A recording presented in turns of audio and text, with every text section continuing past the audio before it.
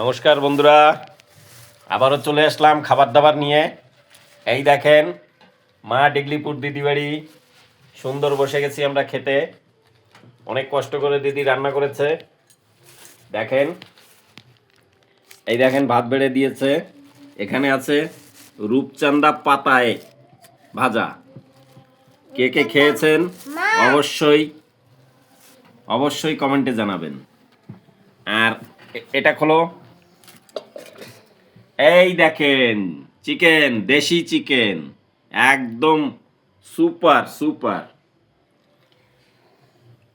এই যে দেশি চিকেন কেন বলেন? বলেন মাংস কষা। মাংস কষা, ওটা পরে বলতাম। দেশি মানে বলি আমরা, তো ওই জন্যই বলে ফেলেছি। দিদি নাও। হ্যাঁ, এই দেখেন দিদি তুলে দিল।